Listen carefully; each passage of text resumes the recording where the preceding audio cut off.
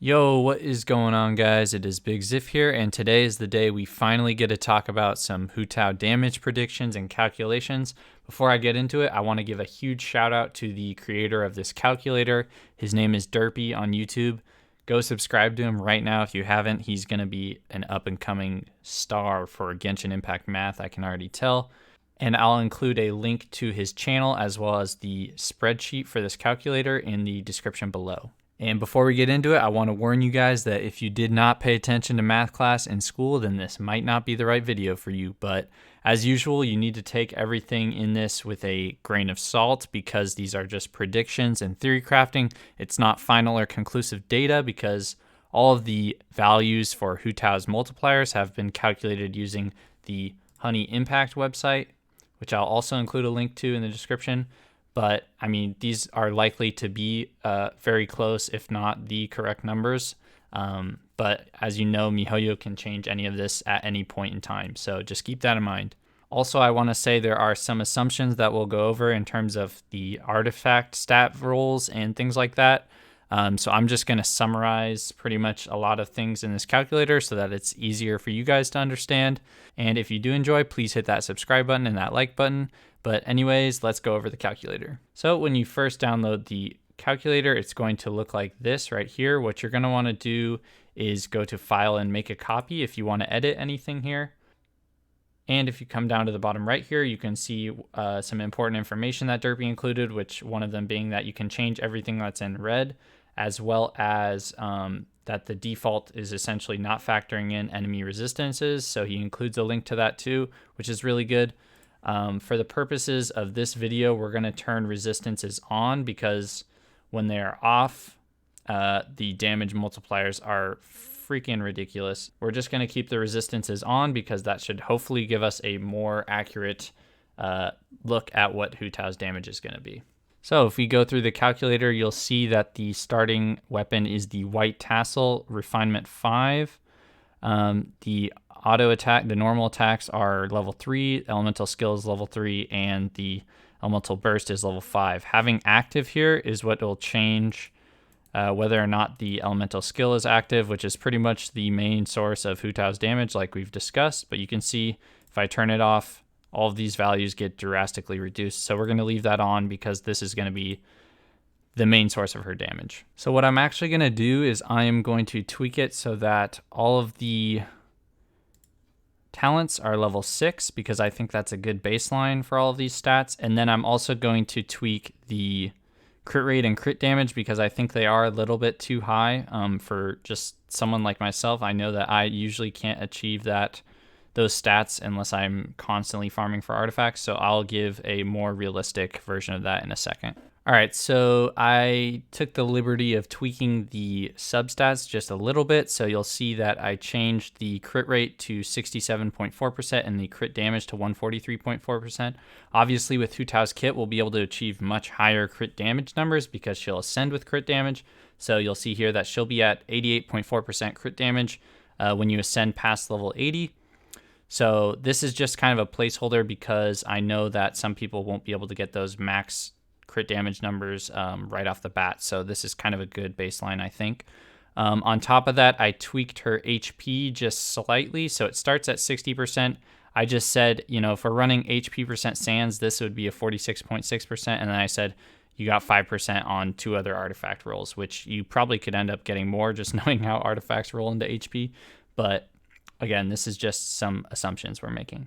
So on top of that, you can see that the starting attack with the R5 White Tassel and all level 6 talents is 2353, while the E is active. We also have a 37% elemental damage bonus. This is because on the right here, Derpy did an awesome job of making it so we can pick which artifact set we want. For the purposes of this video, I'll just showcase Crimson Witch of Flames 4-piece just because that's what it's defaulted to. But again, I'm kind of making this so you guys can go do these calculations on your own. But we'll see that there's pretty much all the decent sets for her here. So you can play around with that and do 2-piece Crimson Witch, 2-piece Noblesse, and so on. But yeah, so that's where this elemental damage bonus is coming from. So obviously from the 2-piece set of the Crimson Witch, we will get a 15% pyro bonus. On top of that, for the 4-piece, which we're running for this instance, you will get 50% bonus to that 15%. So we take half of 15%, 7.5 added on. We get 22.5, which is factored right here. And on top of that, he is calculating it with the increased vaporize and melt damage by 15%, which we can see right here. So the total is 37.5%. Good job, Derpy, on that. Next, for the white tassel, at least, the R5 white tassel will get a 48% damage increase to normal attacks. And you'll see on the right here as well, like I said earlier, we have toggled enemy resistances on. We haven't put in a percentage for that resistance. And then we have the different options we can select for passives, as well as the constellations and pyro resonance, which I'm not going to include any of that in this video. You can see just from me clicking this how much higher her damage will get with that passive 3, which is when her HP falls below 50% HP. She will gain a 33% pyro damage bonus right here.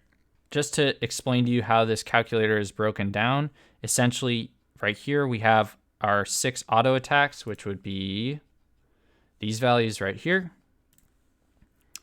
Below that, you have your charge attack, you have your blood blossom damage, and then you have your burst damage with high and low HP. So to show you how this is laid out, we here in this column, we have the predicted damage numbers for if these were just going to be normal hits. So if we had normal, no crits on any of these. Then the next column to the right of that is going to be if you hit a critical hit with any of these, which will multiply by the crit damage here. And then in this column here, we have the averages. If we look at these 3 columns, these are all related. Next, he has organized it so that it looks the same, but instead this time we're doing it for vaporize. So we have, if we didn't crit on any of these vapes right here, then we have what happens if we crit, and then we have the averages. So these 3 columns right here. And lastly, the strongest of the 3 will be the melt. So this is the melt damage with no criticals while her E is active. Remember, all of these calculations are while the E is active, so she'll be consumed by pyro. So if any of these were to hit a melt reaction, this is what we would project the damage to be for if there was no critical. And then these are all the criticals here. And this is the average right here. So again, these 3 will be grouped together. But what I want to point out is with an R5 white tassel, this is ridiculous damage that she can do even. So 36k with enemy resistances on. So now we're going to still try it with the 4-piece Crimson Witch, but now we're going to try it with a Blackcliff, because this is what I use. And we're going to put it at R1 because we're assuming that no one's going to get R5 Blackcliff. You can see that the multipliers here have been adjusted. So the crit rate has decreased because the white tassel's passive was crit rate. And the crit damage has been increased by like 55%, I think it is, for the Blackcliff. So you'll see that a lot of these crits are harder hitting, obviously. On top of that, her base attack, or her attack while the E is active with this new weapon, is higher as well.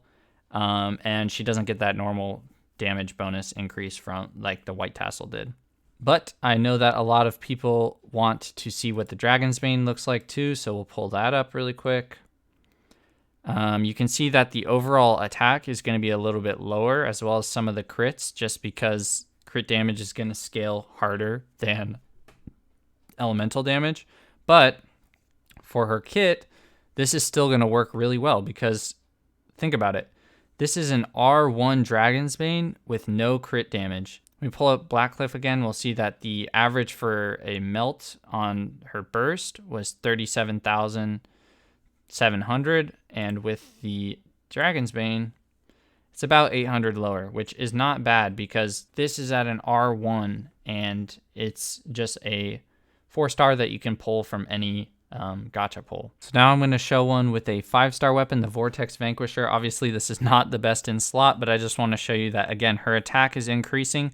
These crit rate and crit damage stats are going to be the same as the Dragon's Bane, but her average for a lot of these crits are still going to be way higher than using a 4-star weapon. So if you have a 5-star weapon, definitely use that, I would say. And Primordial Jade Wing Spear is going to be even stronger just because it ascends with that crit rate substat. But Derpy also did us the liberty of calculating the Staff of Homa just based on the stats that were on Honey Impact. But you can see that this is going to be the best in slot by far. The crit damage it gives is going to be insane. On top of that, it's going to increase her attack based on her max HP value, and this will increase even higher when she's at low HP. You can see that the averages for the melts and the vaporizes are really high, as well as the normals are even higher than before. I've changed it back to the Dragon's Bane R1. Now I'm going to quickly show you an instance where, while her E is active, what would happen if we were to increase the level of her burst from 6 to 9, which is going to be the level before you need to crown it. So you'd need 4 of the child boss materials. And we're just going to look at the burst low HP again and look at the averages. So for the first one with no elemental reactions, we have 15,000. If we increase this to level 9, you'll see that got increased by about 3,000, which is pretty nice. Now let's look at the vaporized. So the original for the average was 27,000 for low HP. Level 9, it go to 32,000, so that's almost 5,000 increased attack there, or damage. And then for the vaporize, it's at 36,000. If we increase this to level 9, it goes up to 43,000, so that's about a 7,000 damage increase. So again, I'm not really going to go over every scenario with all these different artifacts and stuff. I just wanted to mainly give Derpy a shout out because he did all the work here, and I'm just kind of like playing around with it and analyzing some of these numbers on my own. But it seems like Hu Tao is going to be able to do ridiculous damage, especially if you can build with things like Pyro Resonance and her passive. You can see that these numbers are just going insane for some of these. And this is with all level 6 talents right now and a Dragon's Bane that you can hit for a 47k melt. At low HP for her burst. And so I'm just making this video mainly to give a shout out to Derpy for doing all this hard work, and that I highly suggest that you guys play around with this, play around with the different artifact sets that you want to try out, and let me know in the comments what you guys thought of it. So yeah, if you enjoyed, please leave a like and consider subscribing. Other than that, I will catch you guys in the next one. Peace.